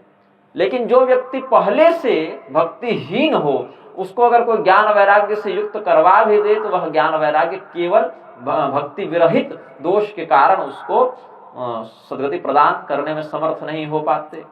ज्ञान और वैराग्य हो जाए और व्यक्ति भक्तिहीन हो जाए, ऐसी स्थिति में वह ज्ञान और वैराग्य स्वयं उसको पार नहीं ले जा सकते। और भक्ति केवल हो, ज्ञान वैराग्य नहीं हो उस समय, तो भगवान स्वयं उस भक्त को ज्ञान और वैराग्य से संपन्न कर देते हैं। जैसे माता शबरी ने केवल भक्ति मार्ग का आश्रय लिया, तो भगवान ने उनको अपना धाम देने से पहले उपदेश किया, ज्ञान दिया, गोपियों को उद्धव जी के माध्यम से ज्ञान दिलवा दिया, ज्ञान मार्ग, और उद्धव जी को गोपियों के माध्यम से भक्ति मार्ग, दोनों के एक दूसरे से पूर्ण करवा दिया। तो भगवान इसका ध्यान रखते हैं कि उनका भक्त अज्ञान के चंगुल में न फंसे, क्योंकि ज्ञान परमात्मा का स्वरूप है। अहिर्बुद्ध संहिता में कहते हैं कि वह जो परम ज्ञान है वही परमात्मा का स्वरूप है। इसीलिए भक्ति का आश्रय लेने वाला व्यक्ति बहुत शीघ्रता से, सुगमता से भगवत मार्ग में प्रवृत्त हो जाता है, अग्रसर हो जाता है। केवल ज्ञान और केवल वैराग्य का आश्रय लेने वाले व्यक्तियों को बड़ी कठिनाई होती है। भक्ति मार्ग का आश्रय लेने वाले के लिए ज्ञान और वैराग्य भी सरल हो जाते हैं, सुगम हो जाते हैं, कल्याणकारी हो जाते हैं। अब इसके कुछ लक्षण बताए। भक्ति है हमारे अंदर, इसका लक्षण कैसे प्रतीत होगा? श्रवणादिक नव भक्ति दृढ़ाहि, श्रवणादिक नव भक्ति दृढ़ाहि, मम लीलारति अति मन माहि, मम लीलारति अति मन माहि। ये प्रचलित लक्षण बता रहा हूं मैं, ये प्रारंभिक लक्षण नहीं, अंतिम लक्षण नहीं, ये प्रचलित लक्षण है। बीच वाला जो लक्षण अधिक देखने को मिलता है वो बता रहा हूं। भगवान की कथाओं को सुनने में, श्रवणं वंदनं दास्यं अर्चनं पाद सेवनम इत्यादि है ना, भगवान विष्णु के, भगवान की कथाओं का श्रवण करो, भगवान की पूजा करो, भगवान के अर्चन में, भगवान के वंदन में, भगवान के चरणों की सेवा में, उनकी कथाओं को सुनने में, उनके कीर्तन में मन लगाओ। ये जो भगवान के भक्ति के 9 अभिव्यक्त भाव हैं, उन भावों का प्रदर्शन जब हो अपने आचरण में, तो समझना चाहिए कि भगवान की भक्ति तो है। लेकिन ये ऐसे सोते जागते नहीं हो जाती, ये क्रम से होते हैं। लोग कैसे जानते हैं ये भक्त है? देखते हैं बहुत ध्यान से कथा सुनता है, बहुत पूजा पाठ करता है, बड़ा भजन कीर्तन करता है, भगवान की नित्य आराधना करता है, संकीर्तन करता है, तो बाहर से भी उसकी भक्ति का लक्षण प्रकट होने लगता है। लेकिन ऐसे सोए उठे और कहे आज से हम भक्त हो गए, आज से बड़ा पूजा पाठ करेंगे, तो ये संभव नहीं है। उसको क्रमशः करना पड़ता है। तो क्रम बताते हैं, उससे पूर्व में क्रम बता दिए। प्रथम ही विप्रचरण अति प्रीति, प्रथम ही विप्रचरण अति प्रीति, निज निज कर्म निरत श्रुति रीति, निज निज कर्म निरत श्रुति रीति, एहि कर फल पुनि विषय विरागा, एहि कर फल पुनि विषय विरागा, तब मम धर्म उपज अनुरागा, तब मम धर्म उपज अनुरागा। सर्वप्रथम तो ब्राह्मणों के चरण में प्रेम हो। भगवान ने यह कहा, ब्राह्मणों को चलता फिरता हमारा ही स्वरूप जानो। शम दम तितिक्षा स्वाध्याय आदि 8 गुणों से युक्त जो विप्रजन है, उनको तो भगवान का ही चलता फिरता स्वरूप जानना चाहिए। उनका सम्मान स्वयं नारायण भी करते हैं, अतएव उन्हें ब्राह्मण्य देव कहते हैं। नमो ब्राह्मण्य देवाय गो ब्राह्मण हिताय च। क्योंकि मस्तक से यदि शरीर को अलग कर दिया जाए तो तत्काल उसके प्राण समाप्त हो जाते हैं, और भगवान के मस्तक से उत्पन्न होने के कारण ज्ञान बुद्धि से संपन्न विप्रजन इस संसार का भी मस्तक है, ऐसा समझना चाहिए। उनके मार्गदर्शन पर चलने वाला संसार कभी पतित नहीं होता, उनकी अवहेलना करने वाले का कोई रक्षक नहीं होता। लोक व्यवहार में भी अगर किसी को बहुत अपमानित किया जाए तो क्या कहते हैं? उसका माथा झुक गया, उसका हाथ झुक गया, पैर झुक गया, ये नहीं कहते। क्या कहते हैं? उसका माथा झुक गया। तो भगवान ने ब्राह्मणों को ज्ञान शक्ति का दायित्व सौंपा और कहा इस ज्ञान शक्ति से लोगों का मार्गदर्शन करें। मार्गदर्शन करेंगे, स्वयं आचरण से आदर्श प्रस्तुत करते हुए मार्गदर्शन करना चाहिए। ये नहीं कि हमने उपदेश कर दिया धर्म का और अपने शराब लेकर बैठे हैं, ऐसा नहीं। आचरण करते हुए उदाहरण देकर, देखो यह हमारे लिए है, यह धर्म की मर्यादा है, तुम इसका अनुसरण करो। ये अनुशासन का आदर्श प्रस्तुत करते हुए निज निज कर्म निरत श्रुति रीति। वेदों ने जिस व्यक्ति के वर्ण के आधार पर, आश्रम के आधार पर, लिंग के आधार पर, संबंध के आधार पर, संप्रदाय के आधार पर जो मर्यादा निश्चित की है, उस मर्यादा का ही पालन करना चाहिए। आपको भोजन बनाना है, भोजन बनाने के लिए अग्नि की आवश्यकता है। अग्नि के लिए आप लकड़ी भी जला रहे हैं, आज के युग में गैस चूल्हा भी जला रहे हैं, इंडक्शन भी जला रहे हैं, कॉइल वाला हीटर भी जला रहे हैं। अलग अलग विद्याएं हैं, कुछ प्राचीन है, कुछ नवीन है। अब जो कॉइल वाला हीटर जला रहे हैं और लकड़ी का चूल्हा जला रहे हैं, भोजन दोनों से पक जा रहा है। लेकिन लकड़ी वाले चूल्हे की आग बुझाने के लिए पानी डाला जा सकता है, ये कॉइल वाले हीटर में पानी नहीं डाल सकते। आप नहीं डाल सकते ना, उसकी विधि नहीं है। यद्यपि दोनों से दाहिका शक्ति के माध्यम से आप भोजन पका ले रहे हैं। पेट्रोल से लगी आग को बुझाने की और विधि है, बिजली के शॉर्ट सर्किट से लगी आग को बुझाने की और विधि है, किसी के मन में वाग बाणों से लगी आग क्रोधाग्नि, उसको बुझाने की अलग विधि है, काम वासना के वशीभूत होकर जली कामाग्नि को बुझाने की अलग विधि है, पेट में लगी आग, भूख की आग जठराग्नि, उसको बुझाने की अलग विधि है। तो विधि के आधार पर जिसके लिए जो मार्ग कल्याणकारी है, देखना पड़ेगा कि पेट्रोल इंजन है कि डीजल इंजन है कि इलेक्ट्रिक गाड़ी है कि हाइड्रोजन से चलता है, क्या है। अगर उसकी विधि के विपरीत जाकर आपने कार्य किया तो वह सफल नहीं होता, विपरीत परिणाम को जन्म देता है।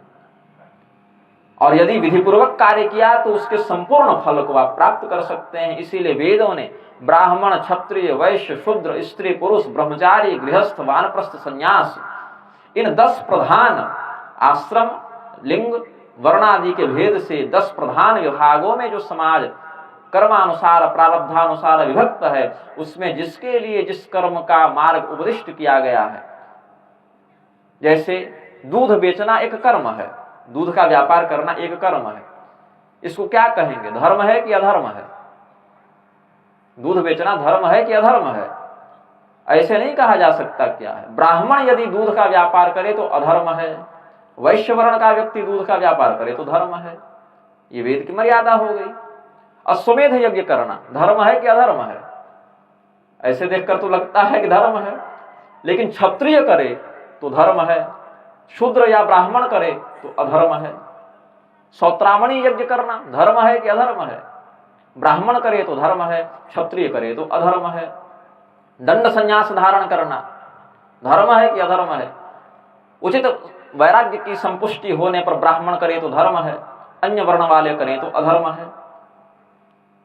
इस प्रकार से समझना चाहिए कि कौन से वर्ण के लिए, कौन से आश्रम के लिए हल चलाना, कृषि इत्यादि करना वैश्य शूद्र आदि के लिए विहित कर्म है, उनके लिए धर्म है। ब्राह्मण के लिए हल चलाना जब तक बिल्कुल आपत्ति न आ जाए, सामान्य स्थिति के लिए अधर्म है, उसको दोष लग जाएगा। तो भगवान ने कहा ब्राह्मण क्षत्रिय वैश्य शूद्र स्त्री पुरुष, ब्रह्मचारी गृहस्थ वानप्रस्थ संन्यास, इन 10 विभागों में जो समाज विभक्त है उसमें वेदों ने जो मर्यादा बताई है उसके आधार पर कार्य करना चाहिए। अपनी पुत्री को स्वयं स्नान कराना पिता के लिए धर्म है कि अधर्म है? बताइए। अब यदि पुत्री साल 2 साल 3 साल की है तो धर्म है, और पुत्री 15 20 25 साल की है तो अधर्म है। वही पिता है, वही पुत्री है, क्रिया भी समान है, लेकिन धर्म भी हो गया और अधर्म भी हो गया। अगर बेटी 1 2 3 साल की है तो पिता उसको स्नान करा सकता है, इसमें कोई दोष नहीं। और वही बड़ी हो गई तो वही पुत्री का वही कृत्य पिता के लिए अधर्म हो जाएगा। तो एक ही संबंध भी हो, क्रिया भी एक भी हो, तो काल के भेद से वह क्रिया धर्म या अधर्म का स्वरूप धारण कर लेती है। अपनी ही पाणिगृहीता पत्नी के साथ एक आसन पर बैठना यदि शुद्ध अवस्था में है तो धर्म है, अशुद्ध अवस्था में है तो अधर्म है।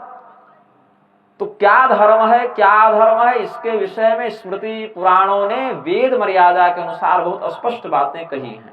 और जहां बिल्कुल स्पष्टतया बातें न कही हों वहां विप्रतिपत्ति मीमांसा से अपने पूर्वजों के कुल के आधार पर, क्षेत्र के आधार पर सदाचार का गुरुजनों के आदेश से पालन कर लेना चाहिए, लेकिन मनमानी नहीं करना चाहिए। इसमें हम यही मानेंगे, यही करेंगे, ऐसा ही होगा, नहीं होगा तो ग्रंथ जला देंगे, नहीं होगा तो दंगे कर देंगे, नहीं होगा तो कानून बदल देंगे। तो 50 60 70 साल पहले आई व्यवस्था अनादिकाल के सनातन में हस्तक्षेप करेगी तो प्रकृति व्यवस्था को बदलेगी, उसके चक्कर में धर्म थोड़ी बदल देगी। प्रकृति आसुरी शक्तियों की सत्ता को, आसुरी हस्तक्षेप को परिवर्तित करती है। उनके चक्कर में 100 150 साल पुराने संगठन एनजीओ के चक्कर में धर्मशास्त्रों को नहीं बदलती प्रकृति, उसका दुष्परिणाम हस्तक्षेपकों को भोगना पड़ता है, धर्मानुशासन में चलने वालों को नहीं। तो क्या कहा भगवान ने? सर्वप्रथम तो विप्रजनों के चरणों में अनुराग रखते हुए जो जिस वर्ण का है, आश्रम का है, लिंग संबंधादि से युक्त है, वह अपने कर्तव्य का पालन करे। जब वह कर्तव्यनिष्ठ होकर कर्म करता जाएगा तो एक समय ऐसा आएगा जब उसके अंदर वैराग्य का उदय होने लगेगा। वैराग्य के उदय के बाद उसमें भगवत धर्म के प्रति, भगवान को प्राप्त करने के प्रति रुचि जागृत होगी, अनुराग जागृत होगा। उस अनुराग के फलस्वरूप मेरी कथा को सुनेगा, मेरी पूजा करेगा, मेरे व्रतों को करेगा, मेरे नाम का संकीर्तन करेगा। फिर क्या होगा? संत चरण पंकज अति प्रेमा, संत चरण पंकज अति प्रेमा, मन क्रम वचन भजन दृढ़ नेमा, मन क्रम वचन भजन दृढ़ नेमा, गुरु पितु मातु बंधु पति देवा, गुरु पितु मातु बंधु पति देवा, सब मोहि कह जाने दृढ़ सेवा, सब मोहि कह जाने दृढ़ सेवा। संत जनों के चरणों में अत्यंत प्रेम। संत कौन? ब्राह्मणा श्रुति शब्दाश्च देवानां व्यक्तमूर्तयः संपूज्या ब्रह्मणा हेतास्तेन शन्तः प्रचक्षते। संत शब्द का पुराणों ने बड़ा सुंदर अर्थ बताया। वेदों के मंत्र, वेदों के तात्पर्य, उनके रहस्य, परब्रह्म का रहस्य, परब्रह्म का रहस्य वेद मंत्रों के रूप में प्रकट हुआ है। परब्रह्म का ज्ञान वेद मंत्रों के रूप में प्रकट हुआ है। इसीलिए ब्रह्मदेव ने उनको श्रुति ब्रह्म कह के पहले उनका सम्मान किया, समादर किया। अपौरुषेय वेदों का, वेदों के वे ब्रह्म ज्ञान संबंधी रहस्य ब्रह्म तत्व संबंधी रहस्य जिनके हृदय में नित्य वास करते हो, ऐसे व्यक्तियों को संत कहा जाता है। वेश से संत नहीं कहा ना, वो तो काल्य में रावण भी वेश दृष्टि से संत ही थे।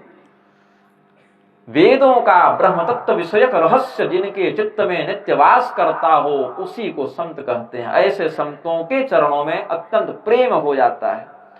भगवान से प्रेम करना अधिक बड़ी बात नहीं, भगवत भक्तों से प्रेम करना बहुत बड़ी बात होती है।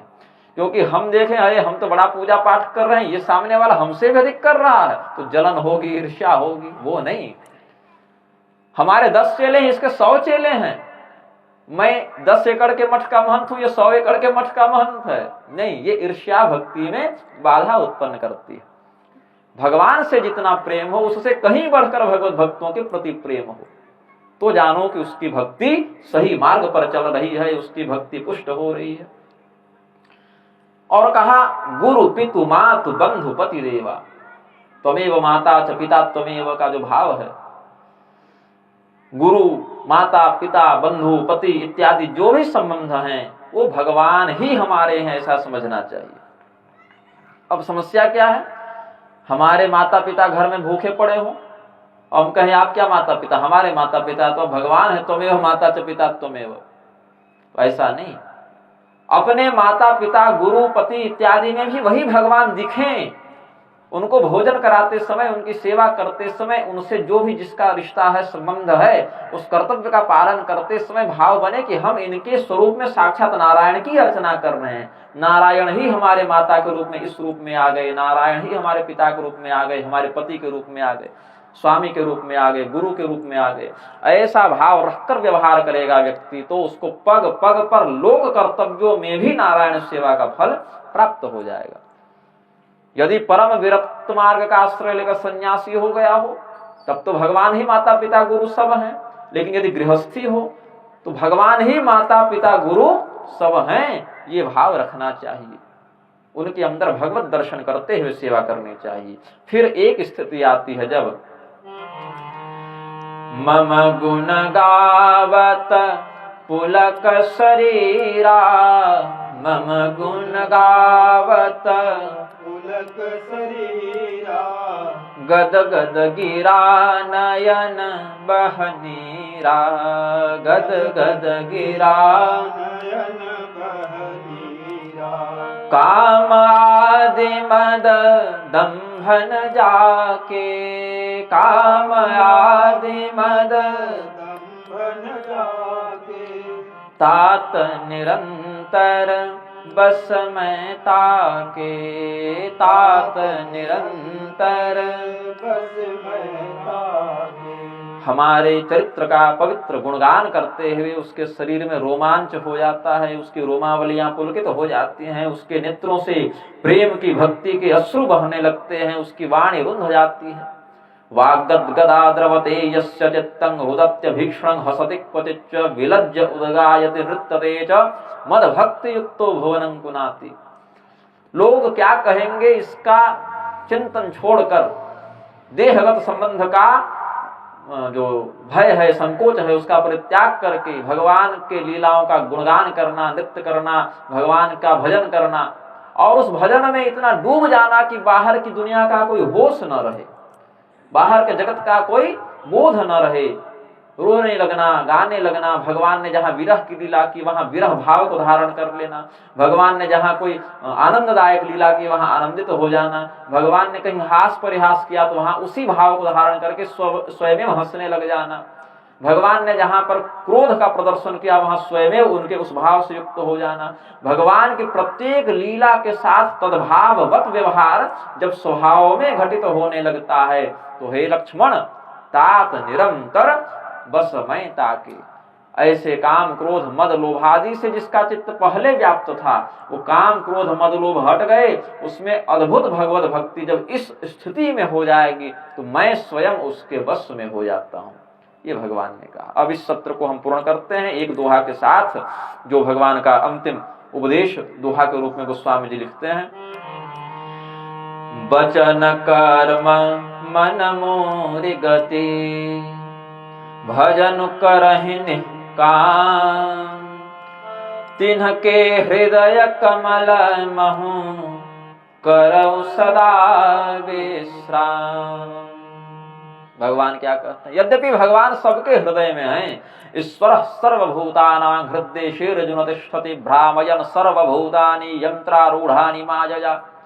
यद्यपि भगवान प्रत्येक जीव के हृदय में वास करते हैं, लेकिन वहां काम क्या करते हैं? जैसे कोई कठपुतली नचाता है वैसे भगवान नचाते रहते हैं, विश्राम नहीं करते। विश्राम कहाँ करते हैं? मन से, कर्म से, वचन से, कायिक, वाचिक, मानसिक हर विधा से जितनी क्रियाएं होती हों उन क्रियाओं में मेरी भक्ति का, भजन का समावेश करे और निष्काम भाव से करे। ये नहीं कि भक्ति कर रहे हैं तो हमें कुछ चाहिए, मोक्ष तक की कामना जिसके अंदर न हो, कुछ चाहे ही नहीं, उनके हृदय कमल में हम वास भी करते हैं और विश्राम भी करते हैं। वहां हम कठपुतली जैसा नहीं नचाते उसको, यंत्रारूढ़ानि माया वहां काम नहीं करती। वहां भगवान कहते हैं करहु सदा विश्राम। तो लक्ष्मण जी को जो यह तत्वबोध उपदेश भगवान ने किया, भगवान लक्ष्मण तो 5 मिनट में समझ गए, हमने आपके ऊपर 1.5 घंटा समय दिया, तो आशा करते हैं कि इसमें जितने सूत्र बताए गए होंगे उसमें पूरा रुपया नहीं लेकिन 10 पैसा तो समझ में आना चाहिए अभी, और घर जाते जाते 1 पैसा तो याद रहना चाहिए, क्योंकि पुराणांते श्मशानांते मैथुनांते तो यामते सामतिश्चेत सदा तिष्ठेत कोनम उच्चेत बंधनात्। श्मशान से किसी को जलाकर व्यक्ति लौटे उस समय, स्त्री से रमण करके निवृत्त हो उस समय, और कथा सुनकर तुरंत उठे उस समय जो बुद्धि निर्मल रहती है, जो वैराग्य एक व्यक्ति का भाव उत्पन्न होता है, वो सदैव बना रहे तो कौन फंसेगा फिर। अभी उठने के समय आपके मन में जो ज्ञान रहे उसका कुछ भाग भी घर जाकर भी सुरक्षित रहे और व्यवहार में दिखे भी, तो ये आयोजन सफल माना जाएगा, सार्थक माना जाएगा, 41वां वर्ष सफल माना जाएगा। और पुनर्जन्म यदि न हो तो हमारा आपका दोनों का ही कल्याण है। इसी में भगवान ने संपूर्ण जीवों के कल्याण का सूत्र रूप से मार्गदर्शन कर दिया। लक्ष्मण जी के बहाने, लक्ष्मण जी के माध्यम से हमें उपदेश कर दिया भगवान ने।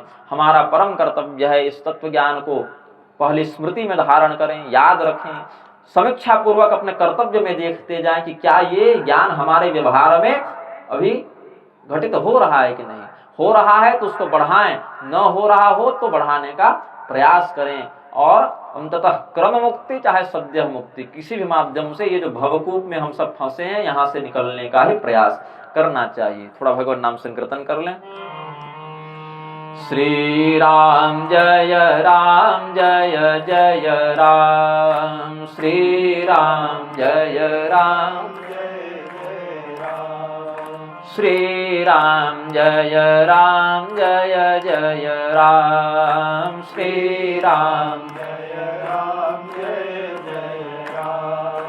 जय जय विघ्न हरण हनुमान, जय जय विघ्न हरण हनुमान, श्री राम जय जय राम, श्री राम जय राम, कौशल्या के प्यारे राम, कौशल्या के दशरथ राज दुलारे राम, दशरथ राज दुलारे राम, सीता प्राणय धारे राम, सीता प्राणय धारे राम, श्री राम जय जय राम, श्री राम जय राम, श्री राम जय जय राम, श्री राम जय जय। प्रेम से बोले आनंद कंद भगवान।